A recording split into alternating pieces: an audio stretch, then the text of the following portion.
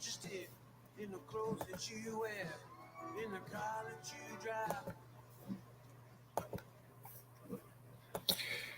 Hello, everybody. My name is Jamie. That was my friend Jackie with a little intro. Tried to keep it under a minute just so we don't get sued. But thank you very much for joining once again. And it's been a little bit, but we're back and louder than ever, or whatever they say. And I am joined today by a return special guest, and that is Steve Stoliar. Steve, how are it's you? Great to be back, Jamie. Let me tell you, I want to tell you, it's great to be back on your show, you know. It's great to have you. The pleasure's all mine. Yeah. What have you been up to, Steve? It seems like not much, huh? No, just been whittling little doodads and gewgaws with my penknife and some bamboo. No, wait, that's not true. That's not you. I confused myself with someone else. What have I been up to? Not much. Only the fact that the movie version of Raised Eyebrows, My Years Inside Groucho's House, is now in pre-production and looking to shoot in September. And I have a brand new book out called Salamis and Swastikas, Letters Home from a GI Jew, made up of letters my father wrote to my mother and their infant daughter from Europe while he was fighting the Nazis, the original ones. Salamis and swastikas, huh? I mean, that sounds like the kind of band name that a white nationalist would have. So I definitely want to hear more about that, but I've got to change the name of my band. Oh, okay. Well, in fact, I'm not a white nationalist, although I am white and I'm an American. The swastika, for obvious reasons, because that was the symbol of the Nazis, even though it had been the Sanskrit symbol for peace for many years. But probably many centuries. Yeah.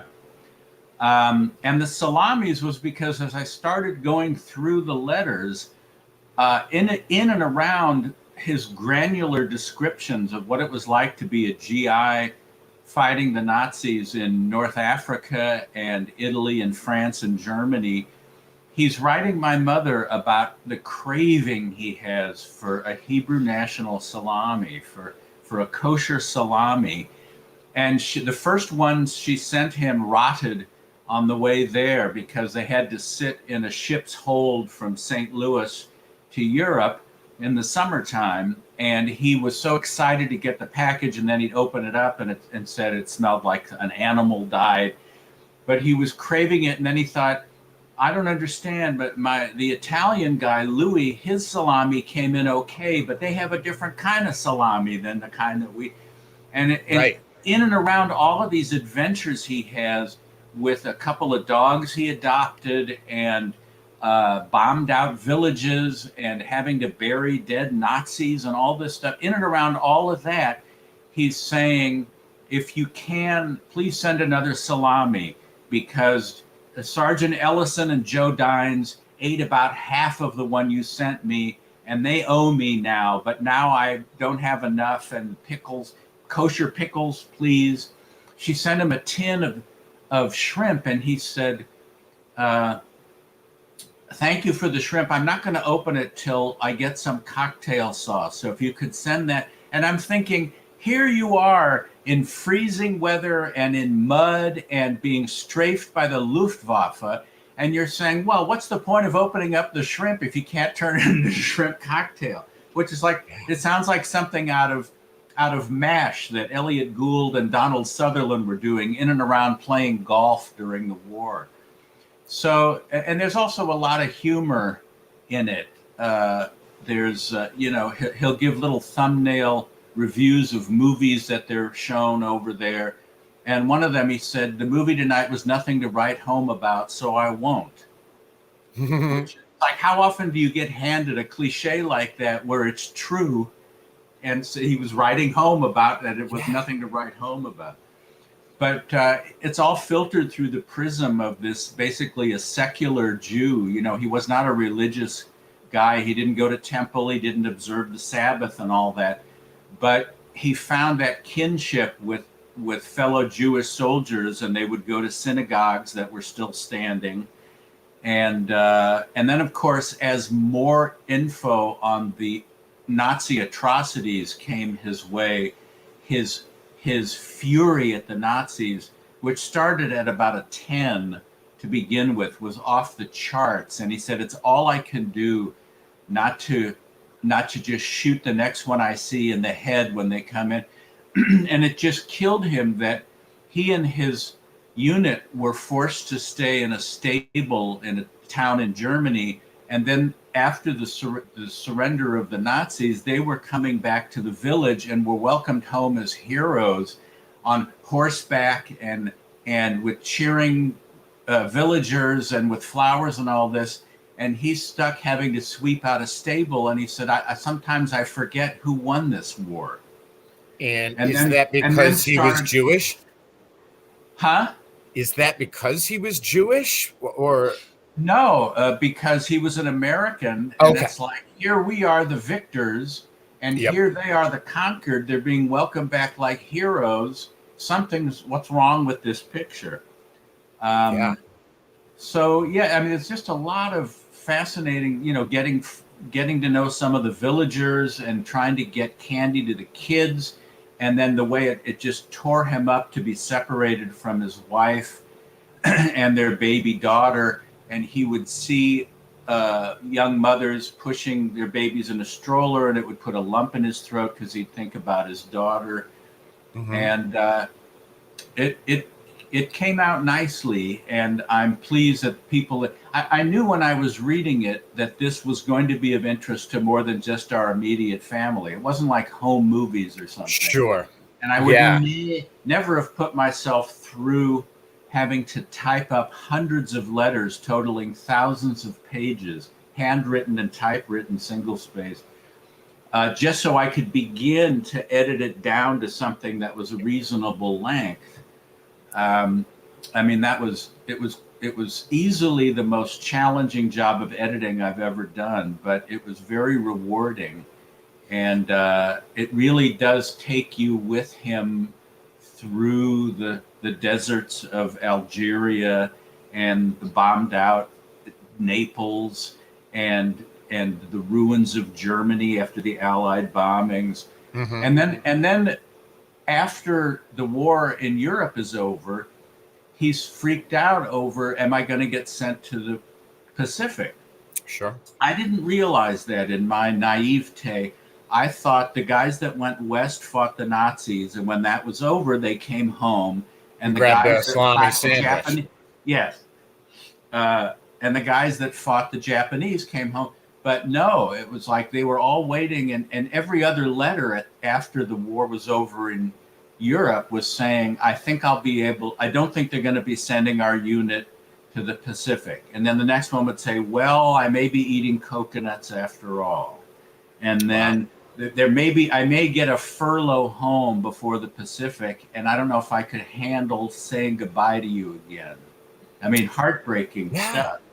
Yeah, there's a lot to unpack there, certainly. And I believe we may have spoken about this last time, but I am still working on editing a book of letters written by Archibald MacLeish to Bill Hayen, who is a prolific poet. He's 81 years old now. But I have, Bill gave me, a manila envelope like this full of handwritten letters that I had to do the same thing that you're talking about. And, go in. You could at least call him up and say, does this say after or above?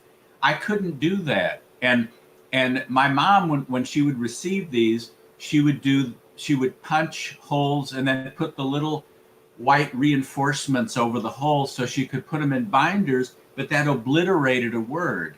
And so I would have to by context, figure out what some of the words were, in addition to what the Army had censored and literally cut out of the letter. Yeah.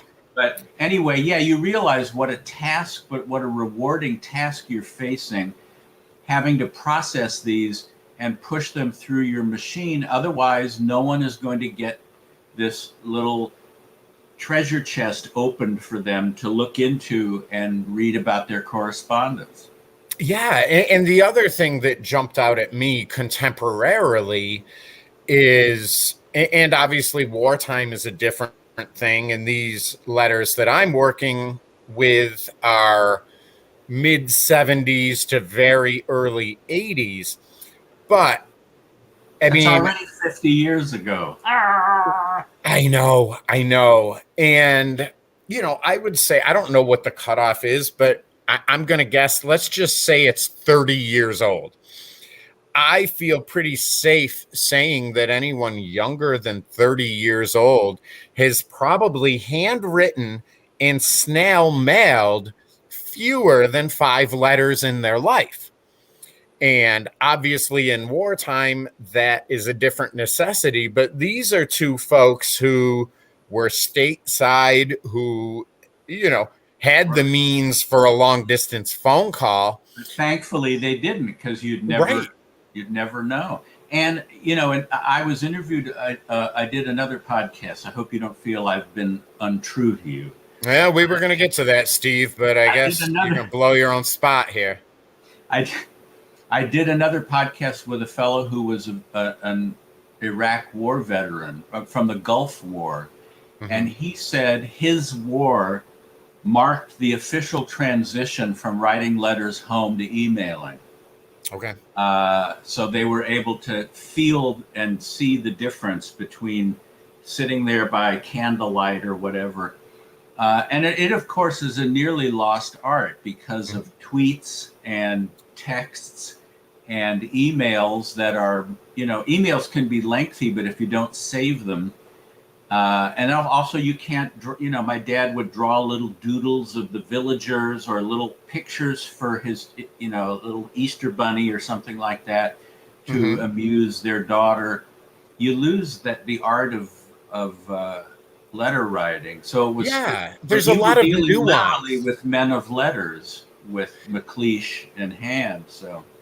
Yeah, and there's a lot of nuance that can go into a handwritten letter or even a hand-typed letter.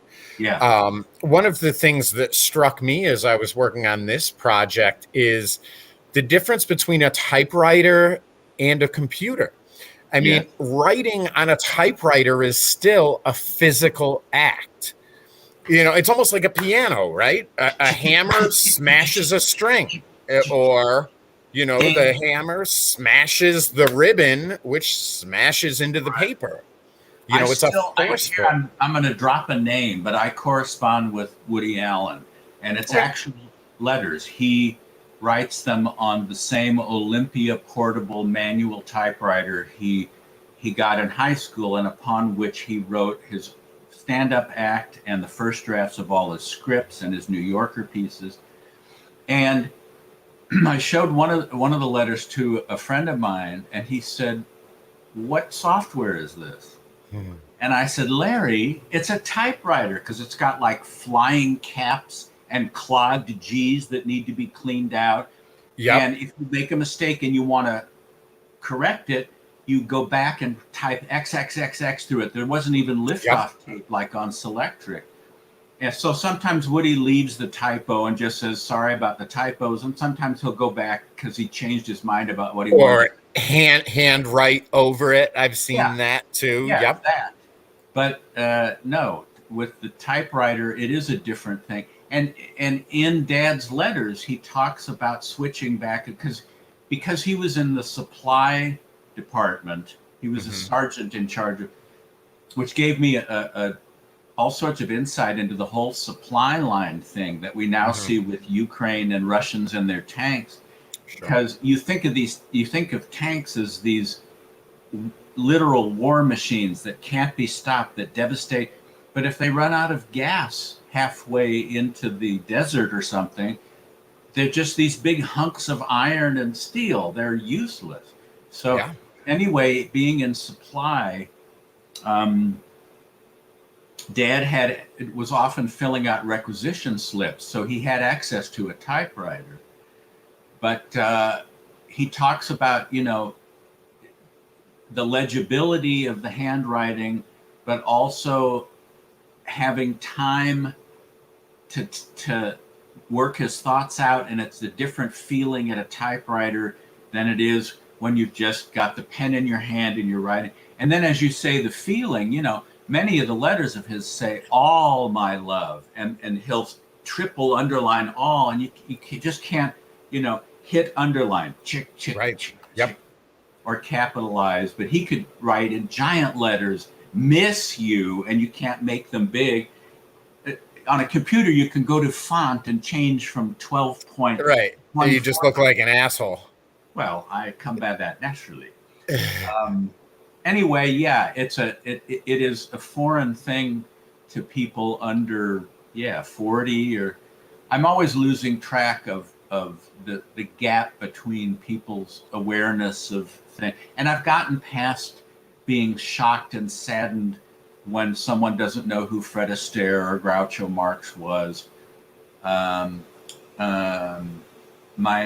My niece recently emailed me that she was surprised that her son, who is just entering his teens, didn't know who Dustin Hoffman was.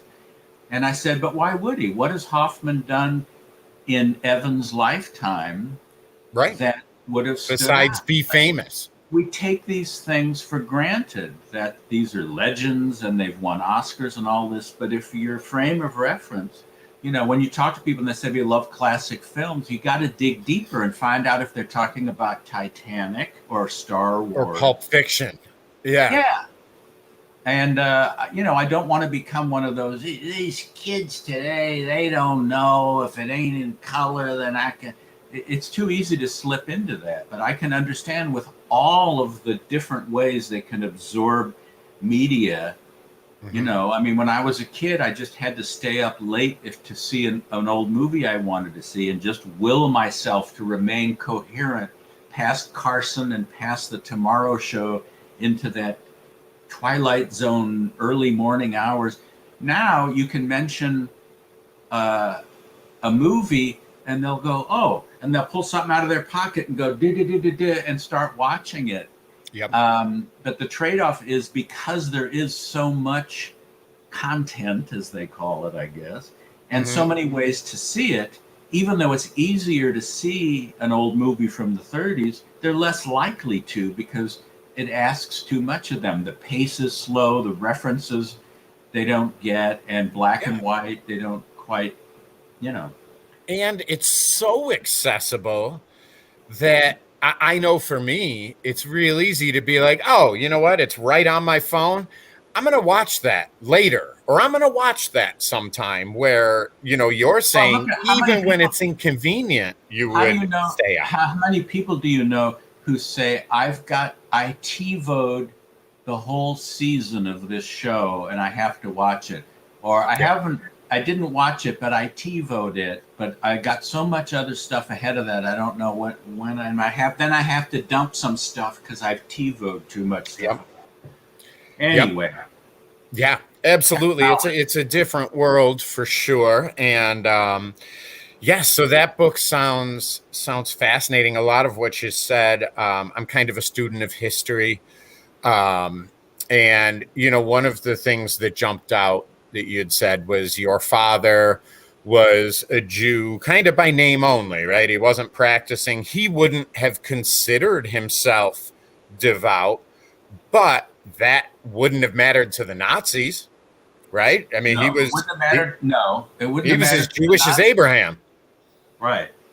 But it did matter more to him the more he got into it. And my sisters and I were surprised at how many references to God there were, not as an exclamation or just as a point of speech, but for instance, when FDR died in April of 45, which came suddenly, it was a stroke, and he'd been in office for 12 years. So a lot of people it's like that was the only president they remembered, and Mm-hmm. he had gotten them through the Depression and most of the war. It was like 2 weeks before the Germans surrendered. And Dad said, I guess God had to take our president as a trade-off for all of the victories in the war. Or I pray for God to watch over you and the baby as I do every night. And, you know, I mean, we were surprised at this kind of heartfelt religious stuff. Plus, yes, there is that thing about there's no atheists in the foxhole. Mm-hmm. But then all of the cultural Jewish things, you know, he would see a building that had a Jewish star on it and see that a temple in Germany had survived, even though he said the Nazis who tried to eradicate Judaism are gone, but here is the synagogue in Germany that has survived the war. So there's all sorts of like ironic and philosophical. He had a great sense of history and the fact that he was in the middle of history as well. One of the letters says, well, today is Armistice Day, which is now called Memorial Day, but it signaled the end of World War I. But he said, but what is the point of celebrating Armistice Day? Here we are in another war, and I think we're just going to have one of these every 20 years or so. And are they going to have another Armistice Day when this is over? So, yeah, it's a lot of interesting stuff, I think. And people who aren't related to me and don't know me at all are finding themselves pulled into his narrative. So I think it was worth the effort pushing all those letters through my iMac. Yeah, it sounds like it. I'll be honest, I haven't read it yet, but I am looking forward to it because I am, like I said, I'm a student of history as well as a book guy. I actually picked up a book yesterday and I noticed stuff. There's the book, Salamis and Swastikas. And I've got a link to your website on there as well, where that can be found. If people would like a signed or personalized copy, I can do that. Otherwise, it's on in Kindle or book form on Amazon. And yeah, I had picked up a book yesterday, and I saw some stuff was stuffed in it, but whatever. One of the things that was stuffed in this book was a photograph of Eisenhower, Patton, and someone else taken in Luxembourg City in 1945 that was taken by the Army Corps of Engineers. And actually, the back of it is stamped confidential. Also, there were 3 letters in there, one from Eisenhower to everybody, to the enlisted Third Army, saying basically, great job, guys, you did the thing. And a couple of letters from Patton, one of which was an after-action report, saying, you know, because of your hard work, we have advanced 6,884 miles that we have taken from enemy hands. We have killed and wounded such and such. And, you know, you look at those numbers and it's just like, holy shit, like these are actual people. But there are, you know, fewer and fewer touch points to that generation. Right. And by touch points, I mean this letter that was the actual letter that someone held in their hands, and it was news to them at that point. Yeah. That now it's a relic, it's an artifact, but it was breaking news at one point. Most of my peers had fathers who were in the war. Mm-hmm. So I didn't take it as anything particularly remarkable. And, you know, my dad wasn't a famous guy. He didn't, you know, jump onto a grenade to save his platoon and all that stuff. He was just this guy.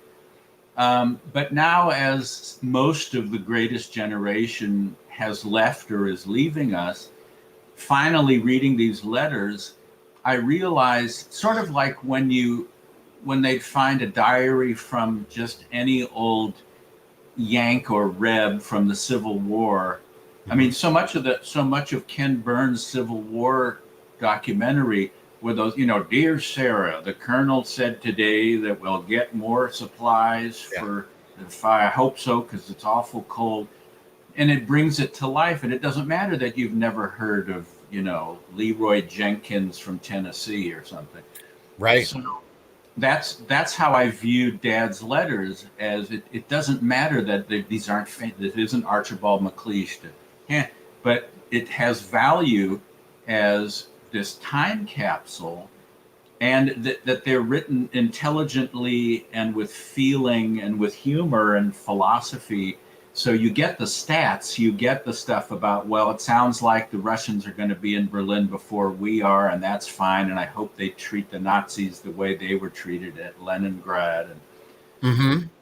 So, and anyway, it's really written, if not for an audience of one, it's not written for mass consumption by any means. No, and I've talked to a couple of people who say they felt like they're prying. And I understand that, because these are letters from a lovesick GI to his wife. Dad married Mom in January of 41. They had their first daughter in June of 42. And then he was drafted in January 43. And after basic training and going here and there, was off for 2 full years overseas, and just aching to try to be a father from half a world away. And Mom would write him and say the baby has come down with something or other. And Dad, you could see how frustrated he was that he can't be there to help. And also the knowledge that by the time she gets his letter, the baby's probably going to be fine by then. By the time he got her letter, the baby was probably fine. Yeah, and he would comment on that. He would say, well, the last letter you wrote on the 2nd, and today is the 9th. I think that's a record for getting back and forth, because they vowed to write each other every day before he left, and they came damn close. And even when he wasn't able to write, the next letter he would begin with, apologies, there's no letter of the 21st. Here's what happened. I had to take the Jeep out to here to get supplies, and we got waylaid by this. Am I forgiven? So you would even get his report on why he wasn't there. Now, Mom's letters didn't survive, because they were forbidden to keep them, because since letters from information home, Mom could say something like, I hear Berlin is going to be liberated on the 12th. Well, you can't have that fall into the wrong hand. And the other thing is, we're rationing soap at home. We're saving little slivers of soap so that they can whatever, something like that. Tell the enemy how bad things are or how good things are. And the other thing is, Dad would have had to, to schlep a duffel bag jammed with Mom's hundreds and hundreds of pages. But because he's so meticulous, he will, in his answers, he will say, you ask about robot bombs. I think that's just a propaganda thing. You wrote about an article you read that talked about this and that. That hasn't been my experience. Or there's an article in the August Esquire that explains this. You tell me that da-da-da-da.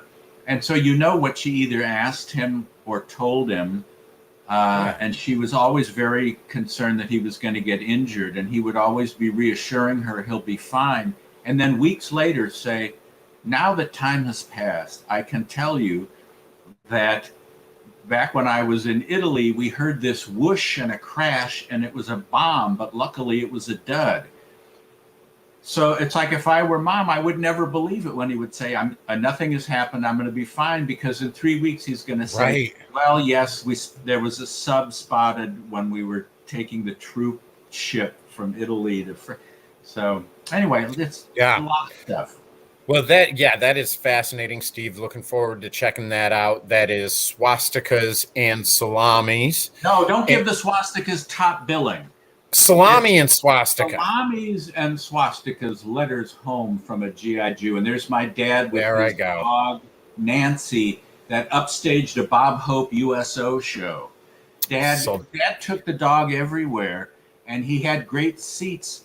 And there was a tap dancing woman who was on stage at the time. And as she got to her finale, the taps got louder and more furious. So the dog jumped out of Dad's hands and ran up on stage and started barking at the dancer, who was startled and stopped dancing.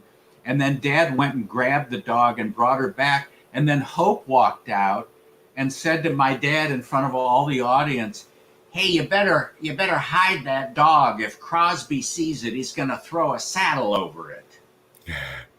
So, That's there's a picture in the book that Dad took of Bob Hope waiting to go on, kind of crouched down with the orchestra, and pictures of the dog. So, yeah, there's a lot of stuff. Very cool. So, let's talk about the Groucho movie. So, pre-production. This has been quite the bronco to break, quite the bull to lasso. It has been a long time that I've wanted to have a film version of Raised Eyebrows, My Years Inside Groucho's House. I mean, as I was writing it, I was realizing it had certain filmic elements. This kid that wants to meet his hero, and his dream comes true, but it has certain nightmarish elements in the form of Aaron Fleming, the mentally unbalanced younger actress that had insinuated herself in his life and was really running the show, and having to deal with Groucho slowly fading out, but also getting to know my hero and meet all these remarkable creative people that worked on his films and people in the entertainment world. It was a dream come true with certain dark elements. And I recognized that there was sort of part Sunset Boulevard, part Marilyn and Me, part Ed Wood, Mm-hmm. And people that have heard that there's going to be a film say, "Oh, well, I don't want to just see a movie about when he's old. I want to see Harpo, and I want to see." And it's like, well, I'm sorry, I didn't live in the 30s, and I hope you didn't see Ed Wood, because there's nothing in there about Lugosi making Dracula and the Raven and the Black Cat. He's an old man who's drug addicted and fading out. And then, of course, Landau won an Oscar for that. So in this case, we were very lucky. Jeffrey Rush was not only willing to play Groucho, he's eager and immersing himself in studying for the part in preparation for doing it. And we have Sienna Miller as the young, ambitious Aaron Fleming. So she's our leading lady. And then the thing that blows what's left of my mind is that there's a young actor who will be playing me at 20 with my mutton chops and a full head of hair. And that is Charlie Plummer, who he was in All the Money in the World. He played the Getty that gets kidnapped, and he was on Boardwalk Empire, and he was in Moonfall. Anyway, the idea of seeing someone playing me is pretty mind-blowing. Yeah. And the truth is, it didn't matter that he wasn't really a match for how I looked at 20. I tell people, I don't know, we look enough alike to be neighbors. Sure. Or if you put a picture of me at 20 next to a picture of him, they're uncannily and eerily dissimilar. But it doesn't matter. I remember when I was on the set of Cafe Society at Woody Allen's invitation, he said, "Feel free to come by and watch how not to make a film." And he was asking me about potential casting, and we were knocking around ideas. And then he said, "And nobody knows what you look like. You could get Orlando Bloom to play you." So It's not Orlando Bloom, but he is a very talented young actor, Charlie Plummer. And it will be, the realization of a dream to see this thing turned into a movie. And the director is Oren Moverman, who loves the material and has been remarkably true to it.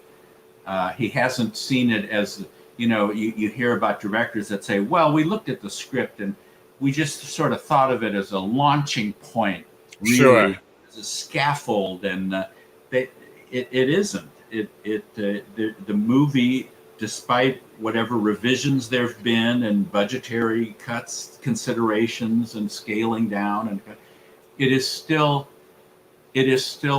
more than essentially the story as laid out in my book, and I'm really looking forward to it. Obviously, there's no guarantees. You know, you have the best of intentions. You never know how it'll turn out, but I'm very happy with the people in front of and behind the cameras. Great. Yeah. So when you say you're in pre-production, Oh, you just froze. Damn. and did you contribute to it? Jamie, you have frozen. I'm sorry. Yeah, I think I lost you there for you. Moving. Can you hear me? Intermittently. All right, Yes. great. Okay. You started to ask me something that I'll have to ask you to ask again because it. Fair. So you had said you're in pre-production. So has the screenplay been written, and Yes. were you asked to contribute to the screenplay? Well, whether I was asked or not, I wrote the initial draft, which got it to a certain point. And then when Oren came on, he did revisions on it, but we are co-writers of the screenplay. It isn't like, based on the book but then screenplay by Oren Moverman. The screenplay is by both of us, and it really has been a collaboration, because as there have been revisions, we run them past each other before it goes anywhere else. And so there's this mutual respect and camaraderie. I've been extremely fortunate. I wrote for television for years, and I'm so used to being marginalized. And, you turn in the script and they say, thank you, we'll take it from here. And then it doesn't look anything like what you turned in. And then people watch the episode and say, why'd you have the thing blow up when the guy rang the doorbell? It's like, all right, when did this turn into a robot movie? Yes, I didn't write it that way. So I've sort of been like once bitten, waiting for this shoe to drop. And I think we're dealing with barefoot people, basically. There are no shoes to drop, at least so far. So That's I co-wrote the screenplay. It remains very true to the book. I'm co-executive producer, and it looks really weird to go to IMDb and see that in addition to my name as writer, it says Jeffrey Rush, Groucho Marx, Sienna Miller, Aaron Fleming, Charlie Plummer, Steve Stoliar. It's very strange to realize that I will be a character in a movie in addition to the source from which it sprang. I don't know. That's super I'm cool. Very fortunate. Yeah. Yeah. So you said filming starts in September? It looks like it will be September, and it looks like it will be in LA, which is good because that's where I am. So that means I don't have to pour a month's worth of kibble into my cat's dish and say, I'll see you in October, Oscar. Right. Eat it slow. Huh? Eat it slow. Yes, eat slow and to take breaks, sip your water, and use your box sparingly. And don't think out of the box, for heaven's sake. Right. So you're thinking a month of filming? I don't know what the shooting schedule is. I don't know that it's been worked out yet. But I know that, as I say, Jeffrey has been immersing himself. And if I run across a photo or interview or something from that period that I haven't seen, I'll email it to him, and it goes into his, archive of things from which to draw. But he said he approached Shine the same way, of like everything he could find, studying footage and all this stuff. And he's putting that same kind of effort into this. He's a brilliant actor. And that doesn't surprise me one single bit to hear you say that. Groucho was a great influence on him and a great hero of his, which I didn't know. And then he thanked me for getting Animal Crackers re-released in 1974, which was what led to my whole Groucho period of my life, which I guess I'm still in. Right. Because he said even in Australia, we didn't see it until you got it reissued in 74. And so he thanked me for doing that way back when. So yeah, it isn't just another role for him. It means a lot to him, and he's really, and just thinking all about how to approach it, and the sort of give and take between the fact that Groucho's personality was still there and the humor and all that, but age was starting to take its toll, and that back and forth, that people that have dealt with elderly relatives, So there's a lot of humor. There has to be. But it is essentially a drama, as my book was. There's a lot of Grouchoisms that wouldn't have been recorded if I hadn't scribbled them down, and it just sort of absurd things that happened in the course of working there. As Dorothy said, some of it wasn't very nice, but most of it was beautiful, and describing Oz at the end of the movie, which is how I view my Groucho years. Just a life-changing thing, and hopefully people will get that through the eyes of young Steve, because he would be the one that they would relate to of these three major characters. And then there's peripheral people in the household, and nurses, and friends and relatives who will be shown in the film. But primarily it's the interaction of these three people, of whom I'm one. That's crazy. Very strange, yeah. So you will be on set while they're filming, do you think? Yes, it's funny. I did a Zoom last year with Oren, the director, and with Jeffrey Rush.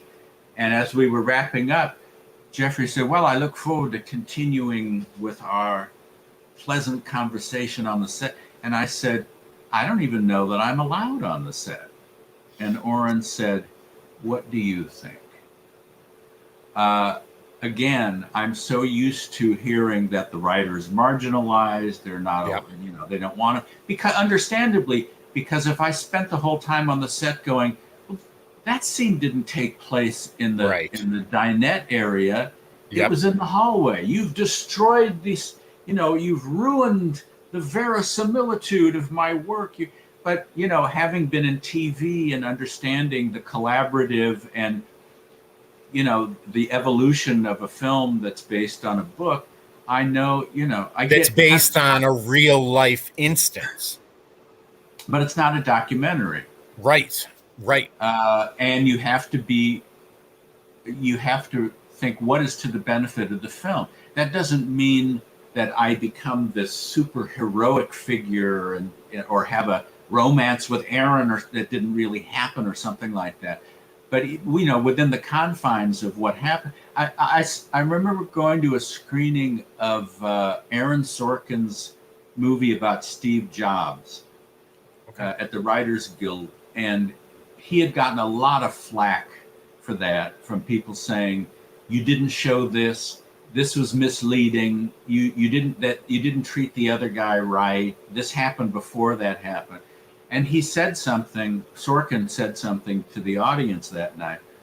He said the difference between a documentary and a film based on real events is the difference between a photograph and a painting. And I thought, oh, that's good. I'm going to steal that when raised eyebrows.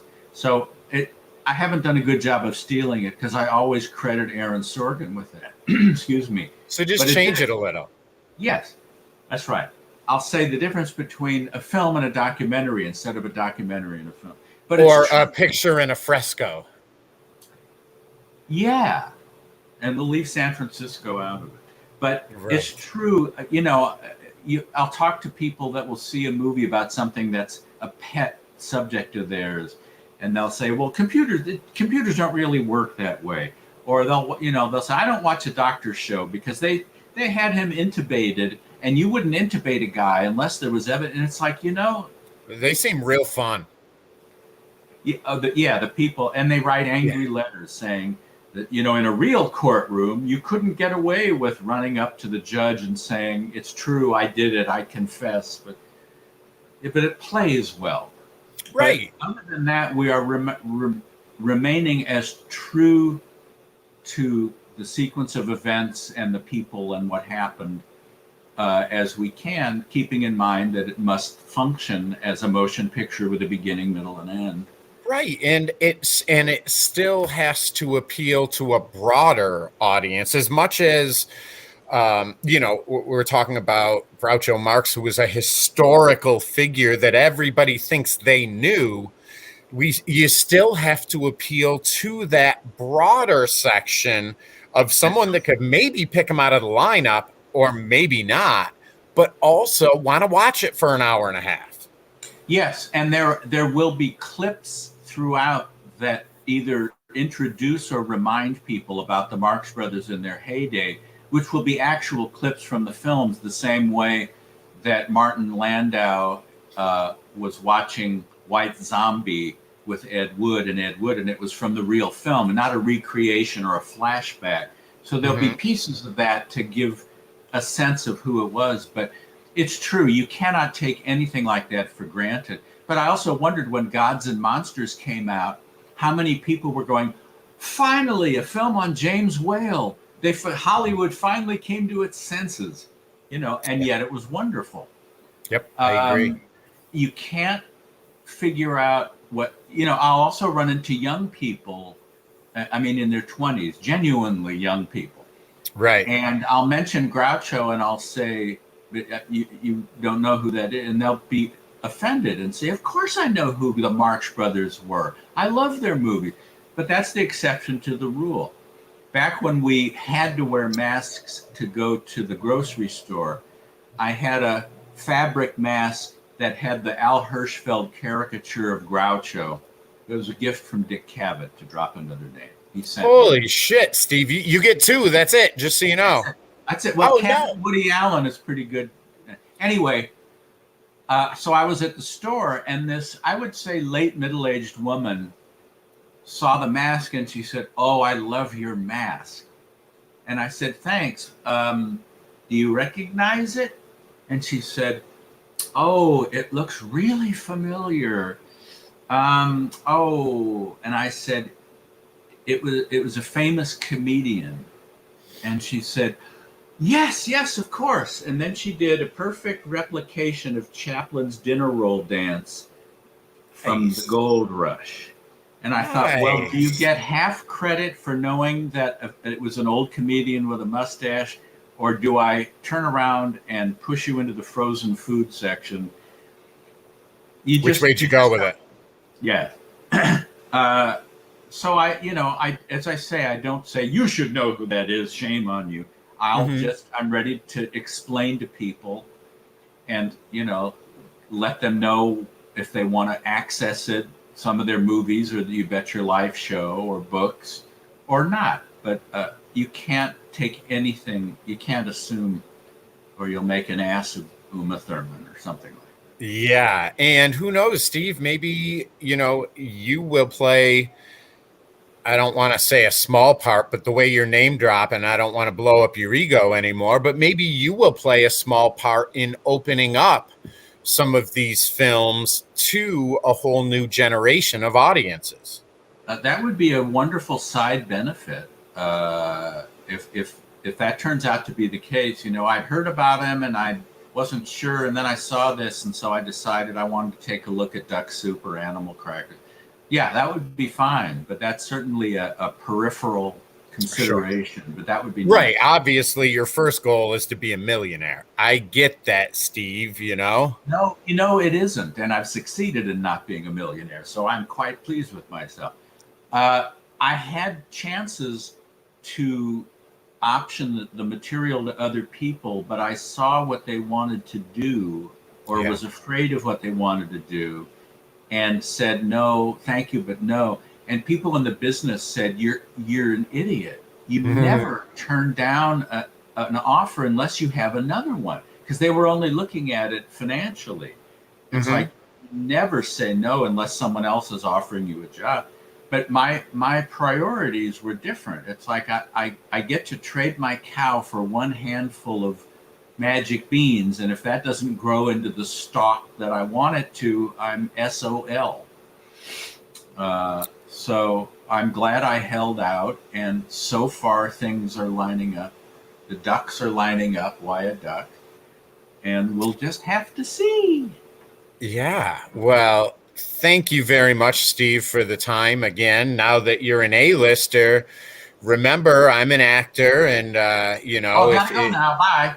yeah, if the other Steve falls ill, but And Orlando Bloom isn't available. Right. Then call me. But just to remind people to do my shameless plug, if you would like a signed or inscribed copy of either Raised Eyebrows or Salamis and Swastikas, depending on if you want to read about Groucho or World War II, I see traveling across the bottom of the screen as if it were a news bulletin. My website is Steve Stoliar. This just in, stevestoliar.com, STOLIAR, and I'll be happy to fix you up with a signed book, or there is, of course, Amazon. Not along the Amazon. Do not fly to the rainforest in search of my books. You won't find them there. Absolutely. And before we bounce out of here, any idea, I know it's real far out, but any idea on a release date, month, year? Well, I can't imagine it being completed by the end of this year. So I would think 2023, which sounds futuristic. I think that would be ambitious, like but the Jetsons, but no, it's months away. So I'll spread the word when I know, but first we have to shoot the thing. Right. Perfect. Well, Steve, thank you very much. It was great to catch up, and we will be in touch. It's a deal. Thanks for having me on, Jamie. Take care of yourself. My pleasure, Steve. You as well. All right, everyone. That was Steve Stoliar once again. He's been busy. Got the new book, Salamis and Swastikas, which is a compilation. Well, not a compilation. It's a collection of letters that his father wrote to his mother while he was hip deep in World War II. And filming will start in the fall for his previous book, Raised Eyebrows, about Groucho Marx. So congratulations to Steve, and make sure, again, go to his website, stevestoliar.com, where I wasn't listening real close, but he'll sign your iPad or whatever and give you a Kindle version of his book, which is very, very, very in high demand right now. And he's there. Jeffrey Rush is starring in that film. And for anybody that's not familiar, Jeffrey Rush is a fantastic actor, really cut from a different cloth than a lot of the new actors, and not saying which cloth is better than another, but he really does approach things in a way that a lot of modern actors don't. So I can't wait to see the movie. Can't wait to check out the book. I am interested in a lot of that stuff, and I think it should be a great read. So thanks again to Steve. Thanks again for everybody tuning in. If you have any questions for me, or if you have someone that you think would be a great guest, shoot me an email, vodcast.host@gmail.com. It's spelled like it sounds, and it's right there on the screen. Thank you so much, everybody. I hope you've been well. I hope you stay safe out there. Have a great day.